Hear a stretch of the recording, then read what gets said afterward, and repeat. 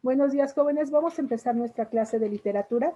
Hola a todos, vamos a empezar nuestra clase y el día de hoy vamos a hablar acerca del barroco. Con el barroco terminamos todos los temas que vienen en el segundo módulo. Es el último de este segundo módulo y hasta aquí va a venir en el examen del primer departamental.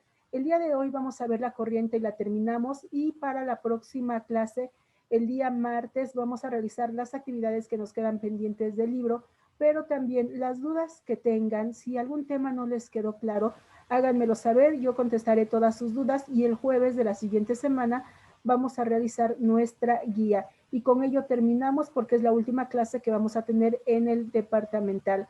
Por lo tanto, hoy es el último tema y la siguiente simplemente dudas, resolvemos lo del libro y hacemos nuestra guía para dar todo por concluido. ¿De acuerdo, muchachos?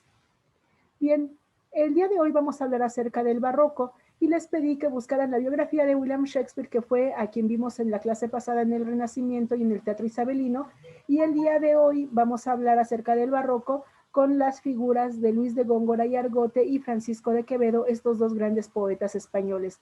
¿Quién de ustedes me quiere dar los datos biográficos de Luis de Góngora? Y si no hay voluntarios, pues yo elijo quién lo va a decir. Yo, Por favor, Ale, Luis de Góngora. mire, dice, nació el 11 de julio de 1561 en Córdoba.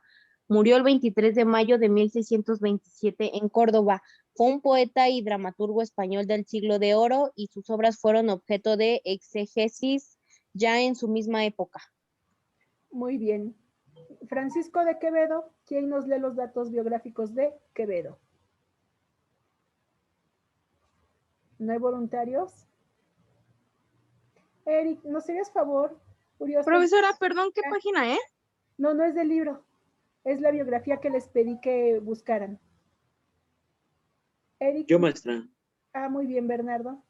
Por favor. Nació el 14 de septiembre de 1580 en Madrid, España. Fue un escritor español del siglo de oro. Muy bien. ¿Algo más que agregar?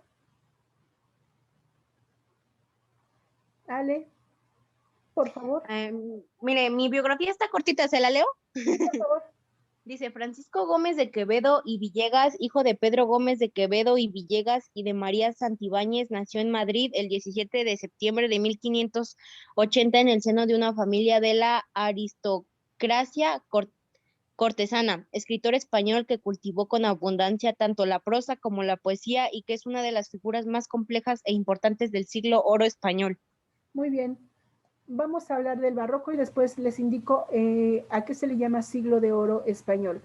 Cuando hablamos del barroco, es un movimiento que surge en Italia en el siglo XVI, que abarca hasta el siglo XVII. De Italia se expande a otros países en Europa, pero ocurre algo muy curioso en cuanto a la literatura barroca. Generalmente, en el país donde surge el movimiento, la corriente, es donde más éxito tiene. Y esto sucede en otras áreas, en otras artes, pero no en la literatura.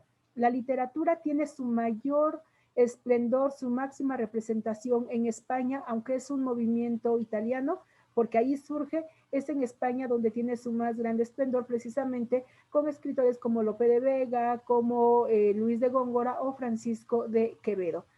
La palabra barroco, que es el término con que se le asigna, quiere decir piedra irregular, y el nombre que se le da es un tanto peyorativo. Recuerden que los nombres de las corrientes no se la ponen ellos mismos, son la generación siguiente quien le pone a la anterior generación el nombre.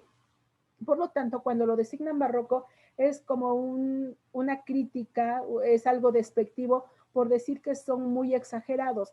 Y es que la corriente barroca se caracteriza por ser sumamente ornamentada. Ornamentada quiere decir adornada, es muy, muy exagerada. El barroco se divide en dos grandes vertientes, que son el culteranismo y el conceptismo. Es la misma corriente, pero toma dos caminos distintos. ¿Cómo podemos distinguir al barroco? Por ejemplo, en la arquitectura, las obras barrocas las podemos encontrar en nuestro país en la arquitectura, por ejemplo, en la catedral. Si ustedes observan o han visto la fachada de la catedral, tiene partes barrocas. Sus retablos, que es la parte interna, son barrocos. ¿Por qué? Porque no dejan en la estructura arquitectónica ningún espacio liso. Todo está lleno de adornos, de flores, de grecas, de imágenes, de santos, de angelitos, pero todo está muy, muy recargado. Hay muchas imágenes. Y esto, cuando decimos que ya es muy recargado, en la Nueva España llegó todavía más exageración. Creo que nos gustó aquí a los novohispanos, les gustó el tanto adorno y lo llevaron todavía más lejos en lo que se le llama el churrigueresco, que es todavía más adornos encima de los adornos. Imagínense aún como un arbolito de Navidad. No estoy diciendo que un árbol de Navidad sea barroco, pero imagínense, un arbolito, pues es un arbolito, pero le ponemos esferitas. Ya queda muy adornado con tantas esferas, pero aparte le ponemos lucecitas. Pero después le ponemos escarchas y después le ponemos un moñito y después le podemos poner figuritas o le ponemos las tarjetitas de Navidad que nos han regalado y le ponemos ahí los adornos, pues cada vez se va llenando y llenando y llenando más. Lo mismo sucede con el barroco. Tiene muchos elementos que hace que se vea recargado. Pero en cuanto a la literatura, ¿cómo se notan esos adornos que no se pueden ver obviamente como en la arquitectura o en la escultura? Pues se ve a través de las imágenes poéticas, porque en un solo poema o en unos cuantos versos podemos encontrar que hay metáforas, hay comparaciones, hay exageraciones, hay hiperbatón, hay diéresis, o sea, muchos, muchos elementos poéticos, cuando en otras corrientes no, sí podemos encontrar por ahí una metáfora, por ahí de vez en cuando una comparación, pero no todo al mismo tiempo y en el mismo lugar. Eso es el barroco. Y les decía, el barroco toma dos caminos. Por uno está el culteranismo y por otro el conceptismo. El culteranismo se caracteriza porque a lo que le da más valor es a la forma, es decir, cómo se dice. Y bueno, de lo que se habla, y tienen que ser temas cultos. Entonces, los temas que más se desarrollan son los filosóficos, los históricos y los mitológicos. Son los que más se van a ocupar. Y los culteranistas se vanaglorian en que no todo mundo lo puede entender. Es tan complejo como lo escriben que pocas personas lo pueden entender porque necesitan ser, para empezar, personas que sepan leer, personas cultas que sepan de mitología griega, mitología romana, de historia y de filosofía. Y obviamente no todos lo van a poder saber. No es para el pueblo, no es popular, es solamente para algunos, generalmente clase noble, clase alta. En tanto que el conceptismo le da más importancia a el contenido que a la forma, y nos damos cuenta que en este caso es cómo se dice, más bien cómo se dice, la forma en la que se expresa para que pueda tener algún sentido. Y utiliza temas cualquiera, temas comunes. Lo importante es la forma en la que se está expresando, cómo se dice, utiliza el sarcasmo, la ironía, la forma vivaracha, incisiva de decirlo, y eso es lo que llama la atención. Por parte del culteranismo, su mayor representante es Luis de Góngora, por lo tanto al culteranismo también se le puede llamar gongorismo. Por parte del conceptismo, donde es el ingenio lo que cuenta, su mayor representante es Francisco de Quevedo. Y obviamente, aunque cada uno, tanto Quevedo, que es representante del conceptismo, sí hizo obras culteranistas, que Góngora, representante del culteranismo, sí hizo obras conceptistas, cada uno se enmarca como representante, Góngora del culteranismo, Quevedo del conceptismo, porque es donde tienen lo mejor de su obra. Vamos a ver aquí algunos ejemplos. Chicos, no se preocupen si dicen la maestra lo está explicando muy rápido y no podemos anotarlo. Voy a dejar al término de la clase en el tablón de Classroom todo esto que está aquí, son 13 hojas, y de ellas empezamos aquí. En el barroco nos da la definición que es el barroco. Aquí Seicento no está mal escrito, es que está en italiano, ese es el Seicento, que es donde surge, porque les digo que surge en Italia, y es en el siglo XVI, por eso es el Seicento, y las características que tiene, características del barroco en la literatura y en específicamente en la poesía. Posteriormente tenemos las características propias del culteranismo representado por Luis de Góngora y el conceptismo representado por Quevedo. Y aquí tenemos sus características y hasta aquí.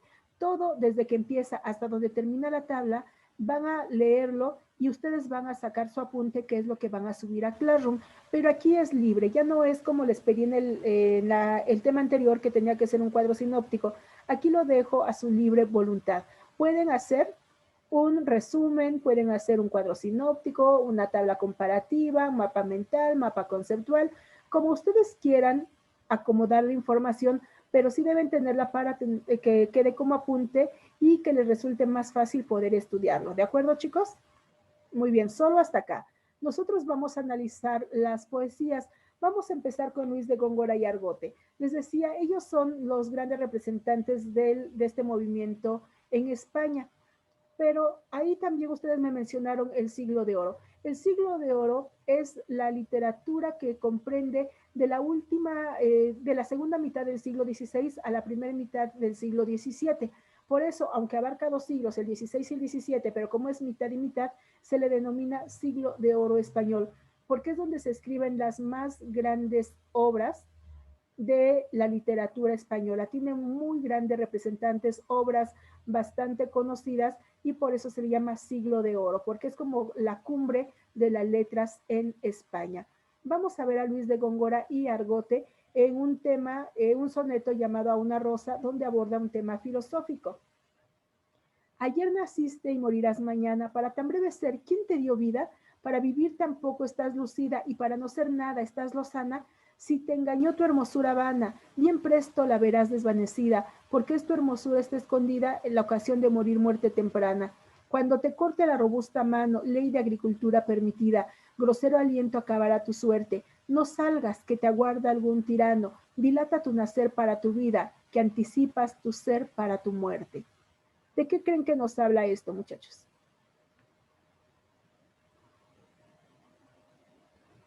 ¿Me entendieron algo? ¿Sí o no? Contéstenme. Si me hacen movimientos no los puedo ver, recuerden que sí, tengo profesora. pantalla. Muy bien.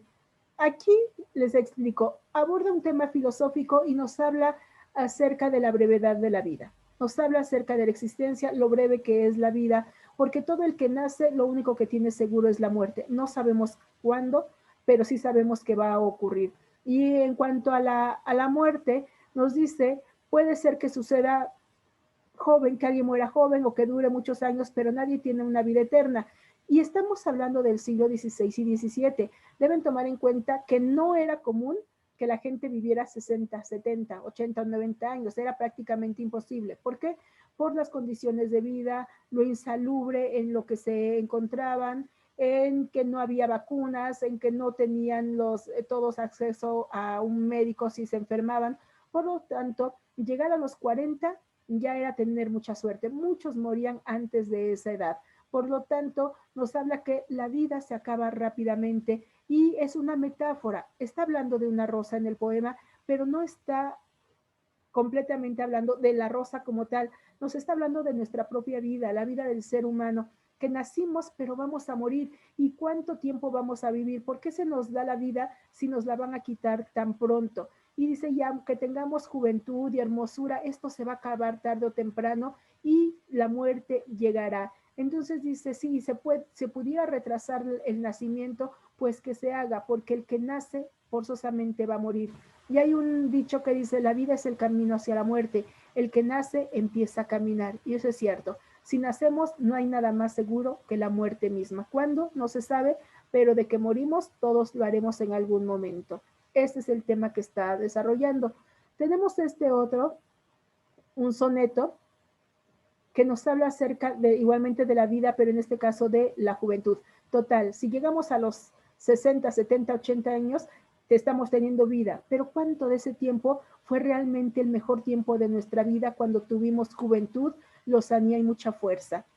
Mientras por competir con tu cabello, oro bruñido al sol relumbre en vano, mientras con menosprecio en medio el llano, mira tu blanca frente el lirio bello, mientras a cada labio por cogello sigue más ojos que el clavel temprano, y mientras triunfa con desdén lozano, de luciente cristal tu gentil cuello, goza cuello, cabello, labio y frente, antes que lo que fue en tu edad dorada, oro, lirio, clavel, cristal luciente, no solo en plata o viola troncada se vuelva, mas tú y ello juntamente, en tierra, en humo, en polvo, en sombra, en nada.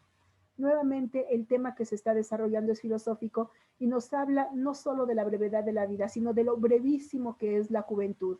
Y aquí tenemos metáforas y vamos a ver, mientras competir con tu cabello, oro bruñido al sol relumbre en vano. ¿De qué color es la cabellera si nos dice que es como el oro? Aquí está, rubio. Rubio. nos habla de una cabellera rubia, mientras con menosprecio, o sea, bien orgullosa, por ejemplo, una mujer puede mirar la blancura de un lirio sabiendo que su piel es más blanca. Ahí tenemos una exageración y nos habla de la piel blanca de una persona. Mientras que a cada labio por coger es tomar, agarrar, sigue más ojos que al clavel temprano. Aquí nos está hablando de que el labio de una mujer hermosa, joven, rubia, pues el color del clavel, y el clavel más representativo es el color rojo, los labios rojos son antojables para los caballeros que la miran y lo que quieren es besarla. Mientras triunfa con desdén lozano el luciente cristal tu gentil cuello. ¿El cristal se puede doblar? ¿Se arruga? No. No, entonces nos habla de algo firme, liso, y nos está hablando del cuello joven, porque después con la edad el cuello se empieza a arrugar, en lugar de estar erguido, como que empieza a encorvarse un poco. Nos está hablando entonces del cuello de la juventud. Y dice, goza cuello, cabello, labio, frente, antes de lo que fue tu edad dorada. ¿Cuál es la flor dorada? La juventud. Oro, lirio, clavel, cristal luciente, no solo en plata o viola troncada se vuelva. Plata, los cabellos que eran de oro ahora son plata. ¿Qué significa eso? ¿En qué se convierten? Aquí están. ¿En qué se convierte? En canas. En canas. La viola troncada, es decir, la violeta, la flor cortada, pues se marchita y al marchitarse envejece. Se vuelve más tú y ello juntamente en tierra cuando llega la muerte, en humo, en polvo, en sombra, en nada. Es decir, cuando uno llega a la edad de la vejez, finalmente habrá que morir y nos convertiremos en polvo, después en recuerdo y después ni siquiera el recuerdo quedará de nosotros. De eso nos trata este soneto, donde igualmente es una reflexión filosófica de la vida y la juventud. Este que vamos a ver ahorita es solamente un fragmento de una de sus más grandes obras, que es la fábula de Polifemo y Galatea, y tiene, aquí, esta es una octava real, porque son 8 versos, los que aparecen son 8 versos de arte mayor, porque son en decasílabos, y solamente tomé 2, la que se refiere a Polifemo y la que se refiere a Galatea, porque son los nombres que aparecen en el título, fábula de Polifemo y Galatea, que aborda que Polifemo es un cíclope, un gigante, que forzosamente quiere los amores de Galatea, pero ella pues no le interesa para nada a él, porque él representa lo grande, pero también lo grotesco, lo feo, lo inculto, en cambio que ella es una ninfa, es un ser mágico, que pueden vivir en bosques o donde hay agua, y es bella, es delicada, entonces son los contrastes.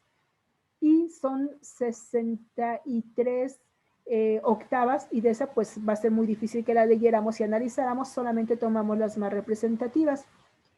Díganme qué entienden de lo siguiente. Un monte era de miembros eminente, este que de Neptuno hijo fiero, de un ojo ilustre el orbe de su frente, émulo casi del mayor lucero. Cíclope, a quien el pino más valiente, bastón le obedecía tan ligero, y al grave peso junco tan delgado, que un día era bastón y otro callado. Callado está bien escrito, no me va a decir, no, es callado, es con ella, no, ese es de callarse, de no hablar. Callado significa también bastón, no sé que un día era bastón y otro bastón. ¿Qué entendieron, muchachos? ¿Algo o nada? ¿O poquito?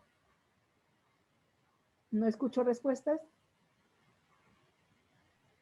Pues poco, porque, bueno, no sé si trate de que se esté refiriendo a una persona que primero es joven y después, como que ya no. Aquí no habla acerca de eso y se los voy a explicar. Aquí era un monte, bueno, un monte era de miembros eminente. O sea, era tan grande como un monte. Aquí está hablando de un gigante, pero también tiene una exageración, porque por alguien que muy alto sea, no es más grande que un monte o una montaña. Este que de Neptuno hijo fiero, de un ojo ilustre el orbe de su frente. Al decir que solamente tiene un ojo, es la metáfora de un cíclope. Nos dice que el orbe es mundo, que tiene un mundo en su frente, que es igual al mayor lucero. Es también una exageración. Cíclope, a quien el pino más valiente, tenemos otra exageración. Los pinos son de los árboles más altos que hay, son muy delgados, pero son muy altos y muy fuertes. Bastón le obedecía tan ligero, y al grave peso junco tan delgado, que un día era bastón y otro callado. Aquí nos está diciendo que el pino, que es uno de los árboles más altos, para él, que aún era más alto Polifemo, simplemente le servía de bastón, era algo muy ligero para él y era bastón y seguía siendo bastón. De eso nos trata, nos describe cómo es Polifemo, cómo es este cíclope gigante, un solo ojo y es grande y enorme y muy fuerte. Vamos a ver esta estrofa que nos habla de Galatea. Oh, bella Galatea, más suave que los claveles que tronchó la aurora, blanca más que las plumas de aquel ave que dulce muere y en las aguas mora. Igual en pompa al pájaro que grave, su manto azul de tantos ojos dora, cuantas el celestial zafiro estrellas, oh tú que en dos incluyes las más bellas. Aquí estamos viendo todo esto que está en rojo y es el análisis de lo que hay aquí. Por eso es que es barroco, porque en tan poquito espacio hay una gran exageración y hay elementos que incluso no se ocuparían de una manera ordinaria. Por ejemplo, oh bella Galatea, más suave. Aquí me la está marcando como error, por eso cuando ustedes la vean, háganle caso, hay algo raro. Pero en esta situación en específica no es un error. ¿Qué tiene de raro esa palabra? ¿Por qué me la está marcando como inadecuada? Porque tiene los puntitos arriba de la U. Porque tiene diéresis. ¿Y no se le pone diéresis a las U? ¿A la U no se le pone diéresis? Solo en algunas palabras. Solo Solamente, en algunas como en antigüedad y así. solamente cuando la letra anterior a la U es una G, para que tenga sonido, porque si no, guerra, la U no tiene sonido. Solamente es para que no diga guerra, es guerra. Pero si digo agüita, le tengo que poner la diéresis porque si no se lo pongo tendría que leerse como aguita. Así es que solamente cuando antes de la U está la letra G. En este caso es una S, pero ¿por qué se le pone? Porque es un recurso poético suave. ¿Cuántas sílabas tiene la palabra suave?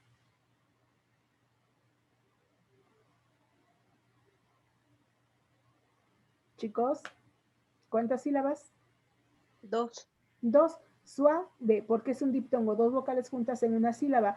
Pero si decimos oh bella Galatea más suave, solamente serían 10 sílabas y no cumpliría con sus características de rima de verso en decasílabo. Por lo tanto, es válido que en poesía se rompan los diptongos y se le pone una diéresis y entonces se suaviza el sonido y en lugar de que se lea suave, es suave. Entonces, ¿cuántas sílabas nos dio? Suave. 3. 3, y con eso ya llega a las 11 sílabas y se convierte en un verso endecasílabo.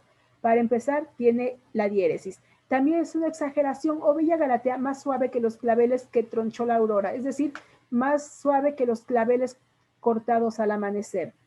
Nadie, aunque tenga una piel muy suave, nunca va a ser más suave que el pétalo de una flor. Ya es una exageración, pero hay una comparación también de la piel de Galatea con la suavidad de un clavel. Blancas más que las plumas de aquel ave que dulce muere y en las aguas mora. Lo que está subrayado es un hipérbaton, que es la alteración del orden sintáctico. Nosotros no decimos comúnmente blanca más. ¿Cómo lo decimos de manera ordinaria? Más blanca. Más blanca. Entonces, al decir blanca más, esto es un hipérbaton. Igualmente tenemos una exageración porque alguien que sea de piel blanca va a ser igual de blanca que una hoja de papel o que la pluma de un ave. No, ¿verdad? Es otro tipo de blancura. Entonces aquí hay una exageración, pero también hay una comparación con esta ave. ¿Y cuál es el ave que dulce muere y en las aguas mora? Es una metáfora del cisne. Así que está comparando la blancura de la piel de Galatea con las plumas de un cisne. Igual en pompa al pájaro que grave. Hay una exageración. Nos habla de igual de la elegancia de Galatea que el pájaro que grave su manto azul de tantos ojos dora. Hay una comparación, hay una exageración y hay una metáfora, que es el pavo real. El pavo real es el ave que tiene un plumaje azul con ojillos dorados al final. Cuantas el celestial, su manto azul de tantos ojos dora. Cuantas el celestial zafiro estrellas. Nuevamente tenemos una comparación, nuevamente hay una exageración y hay una metáfora. El celestial zafiro, ¿a qué se refiere?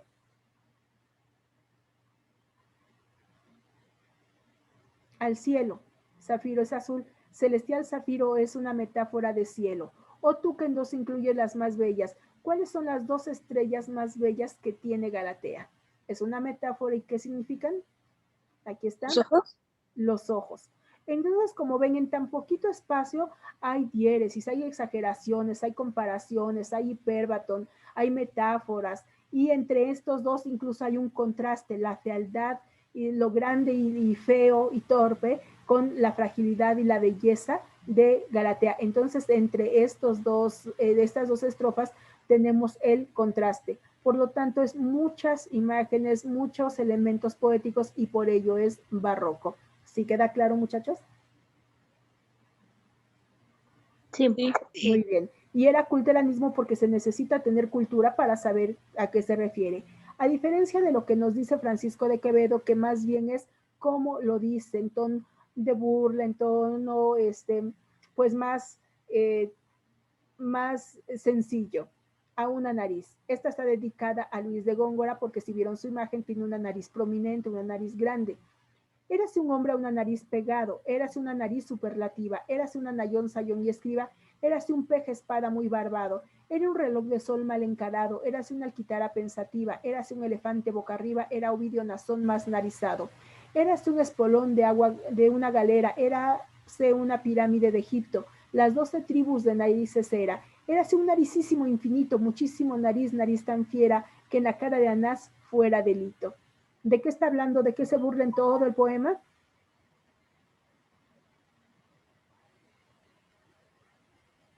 ¿De qué se burla en todo el poema? ¿La nariz? De la nariz de Góngora. Entonces imagina decir que tiene la nariz más grande que la de un elefante, más grande que las pirámides de Egipto. Es una exageración. Tenemos otro, le dedicó varios poemas a Góngora porque eran enemigos, no se simpatizaban para nada. Y aquí soneto, yo te untaré mis obras con tocino, porque no me las muerdas, Gongorillo, perro de ingenios de Castilla, doctor en pullas, cual mozo de camino. Apenas hombre, sacerdote indino, que aprendiste sin Cristo es la cartilla, chocarrero de Córdoba y Sevilla, en la corte bufón a lo divino. ¿Por qué censuras tu lengua griega, siendo solo rabí de la judía, cosa que tu nariz aún no lo niega? No escribas versos más, por vida mía, que aunque aquesto de escribas se te pega, por tener de sayón la rebeldía. Un sayón es un verdugo. Aquí se está burlando de él, lo está insultando, está empleando tono despectivo desde que le dice Gongorilla.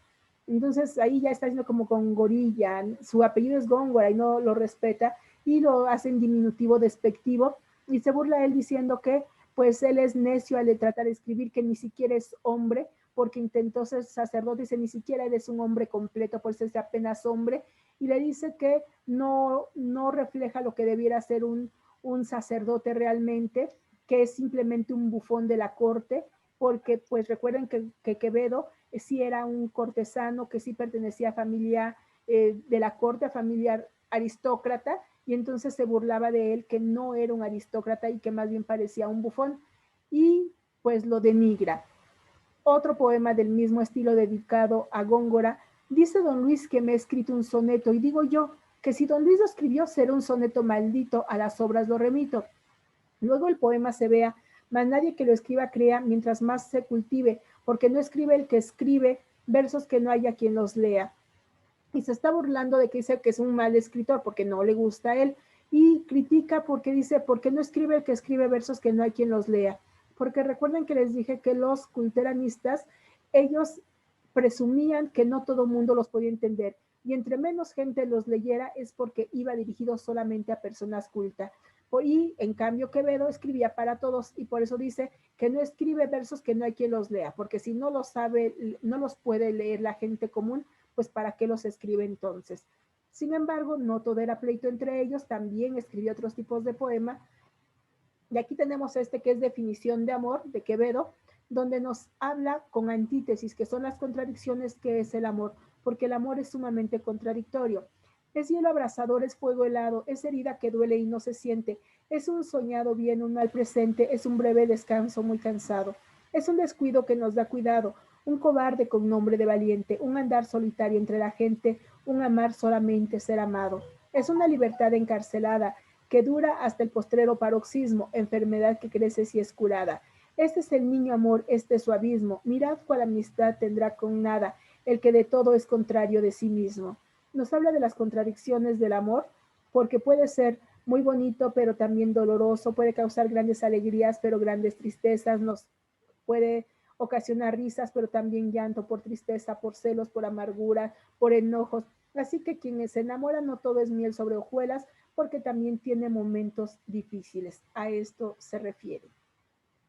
Y por último, veamos aquí 3 sonetos de Sor Juana Inés de la Cruz, que les decía que en la colonia ella fue la más grande representante del movimiento barroco. Ella escribió tanto en el culteranismo como en el conceptismo, fue ampliamente conocida en las letras hispanoamericanas, en toda América se le conocía, e incluso en España era una mujer muy valorada y respetada por su sapiencia, por su don en la literatura, en la poesía, y por ello se le llama la 10ª musa. Para los griegos dice solamente hay 9 musas. Sin embargo, le ponen este mote de la 10ª musa porque dicen es grandioso todo lo que hace, por lo tanto tendría que ser una musa, y es la 10ª musa. El tema que está abordando aquí es filosófico, y vamos a ver, este que ves engaño colorido, que del arte ostentando los primores, con falsos silogismos de colores, es cauteloso engaño del sentido. Este, en quien la lisonja ha pretendido excusar de los años los horrores, y venciendo del tiempo los rigores, triunfar de la vejez y del olvido. Es un vano artificio del cuidado, es una flor al viento delicada, es un resguardo inútil para el hado, es una necia diligencia errada, es un afán caduco y bien mirado, es cadáver, es polvo, es sombra, es nada. Aquí termina, como ven, con una gran influencia de Luis de Góngora, como en uno de los versos que vimos. No lo está copiando, es una forma distinta de decirlo. Pero aquí es culteranista, tema filosófico, y nos habla de que todo el mundo envejece, todo el mundo va a morir. Ella no llegó a una edad mayor porque murió bastante joven. Este que ves engaño colorido, que del arte ostentando los primores. ¿Cuál es la obra artística que utiliza colores? La pintura.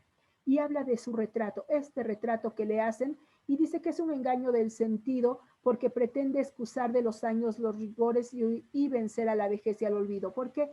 Porque aunque ella haya vivido muchos años, aunque haya llegado a la vejez y se hubiese cubierto de arrugas, su cuadro siempre nos la va a recordar joven, siempre como se ve ahí sin ninguna arruga, y nos dice que es un vano artificio del cuidado, un resguardo inútil para el hado es el destino, porque nosotros en una fotografía siempre vamos a estar igual, jóvenes en el momento que la mejor que se tomaron con juventud, belleza y felicidad, aunque en otro momento ni se tenga belleza, ni se tenga juventud, ni se esté feliz, esa imagen va a quedar para siempre porque simplemente es una fotografía.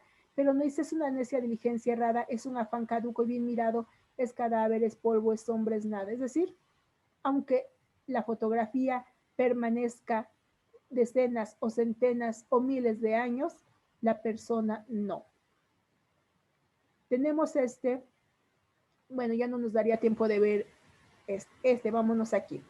Aunque eres Teresilla tan muchacha, el anterior fue de carácter culteranista, este es conceptista y se nota desde cómo está escrito. Aunque eres Teresilla tan muchacha, le das que hacer al pobre de Camacho, quedará tu disimulo un chacho, aquel que se pintase más sin tacha. De los empleos que tu amor despacha, anda el triste cargado como un macho, y tiene tan crecido ya el penacho, que ya no puede entrar si no se agacha. Estás a hacerle burlas ya tan ducha, y a salir de ellas bien estás tan hecha, que de lo que tu vientre desembucha, sabes darle a entender cuando sospecha, que has hecho por hacer su hacienda mucha, de ajena siembra suya la cosecha.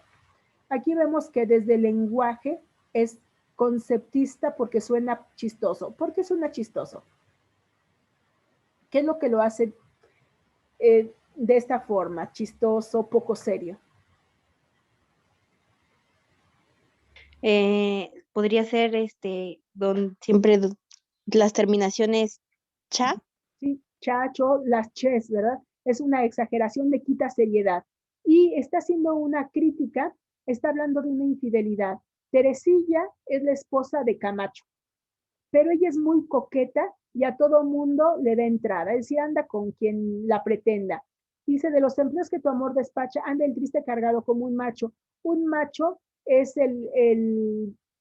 lo contrario a una mula, o sea, es el macho de la mula, y que solamente un animal de carga ya no puede procrear, porque es la cruza entre un caballo y una burra, entonces como resultado da una mula, o si es macho, pues se le llama macho, pero ya no pueden procrear porque son de razas distintas. Y dice, tiene tan crecido ya el penacho El penacho, pues lo que usaba Moctezuma, pero en este caso se refiere a los cuernos. O sea, tiene tantos cuernos que cargar y están tan grandes que ya no puede entrar a ningún lugar si no se agacha. Está hasta hacerle burlas ya tan ducha. Cuando dicen, es que eres bien ducho, es muy listo, es muy lista en hacerle burlas y traiciones, pero es muy hábil para salir de todos los problemas. Dice que de lo que tu vientre desembucha, ¿qué es lo que puede desembuchar? Desembuchar es sacar. ¿Qué puede sacar el vientre de una mujer? Un hijo.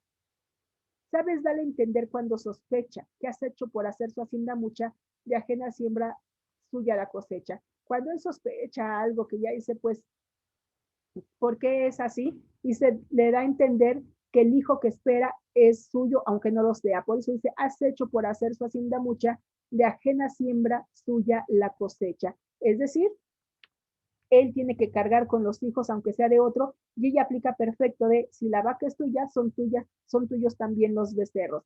Nos trata de esta situación, nos habla de una infidelidad, pero de una manera jocosa, divertida y crítica. Bien, chicos, espero que haya quedado claro así. Nos fuimos muy rápido, pero no nos quedaba de otra. Y esto es todo por la clase del barroco. ¿Alguna duda? No.